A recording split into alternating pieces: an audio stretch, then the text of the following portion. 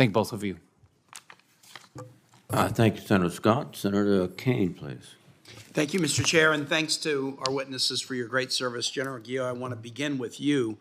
My colleagues and I on this committee have recently discussed installation security with respect to drone threats at bases in the United States. Recognizing that we're in an unclassified setting, what can you tell me about how NORTHCOM is addressing this issue, and with what partners are you working this challenge?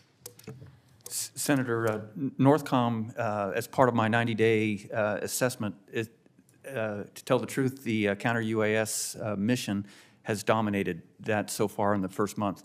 Of course, I knew it was an issue coming from another combatant command where we faced that threat in a very different way because of the environment, but I wasn't prepared for the number of incursions that I see. I've gone into the events at Joint Base Langley Eustis, and I'm using that as the centerpiece of my 90-day assessment to see where NORAD and NORTHCOM can and should do more as this merging capability outstrips the operational framework that we have to address it. And can you talk about other partners that you're working Yes. with? Because obviously there's sort of a law enforcement component of this. So who else is working with you on this problem set? Yes, sir, absolutely. So primarily Department of Homeland Security and Department of Justice along the border have the primary responsibility. That's who I'm working with there. In the interior, it's the services that have the responsibility for defending their bases. So working with each individual service, and then also, again, Department of Homeland Security and Department of Energy for specific critical infrastructure locations. Those are the primary ones that I'm working with. Thank you for that. Now a question for both of you about FMS.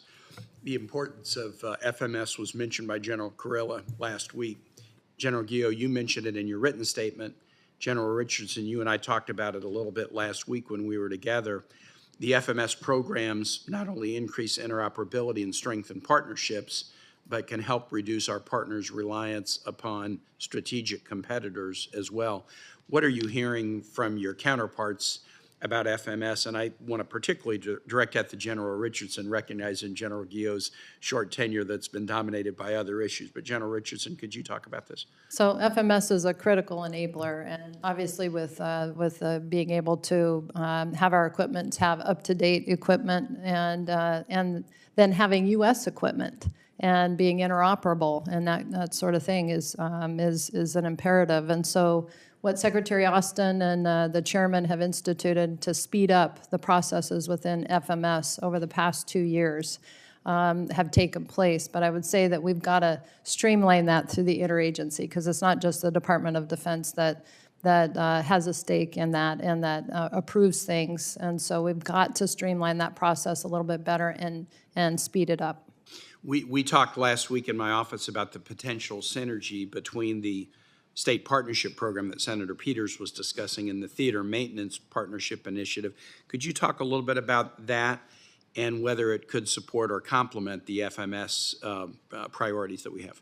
Well, it absolutely. I mean, that's the whole reason for it, where we have U.S. equipment in these countries, and so maintenance is hard for our U.S. military, and it's hard for our partner nations as well. And so with turnover, we always in our U.S. military have people coming in and going out and leaving the military, and so there's a constant turnover. So you have to have a really good teaching and training program at the tactical level. And so the TMPI program, the Theater Maintenance Partnership Initiative that you mentioned, the nexus with the National Guard State Partnership Program, there's tons of maintainers in the National Guard.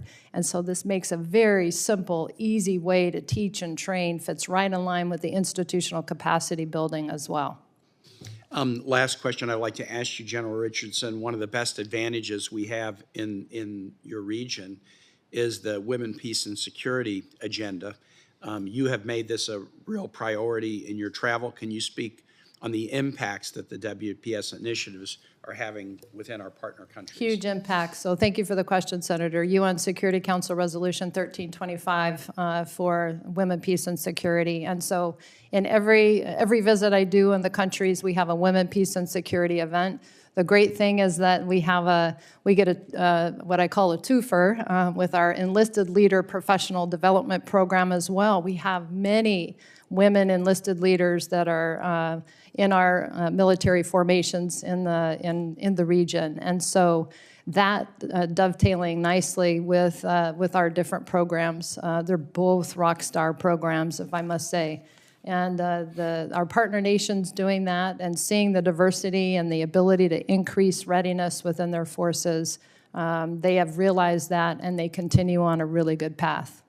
Thank you very much.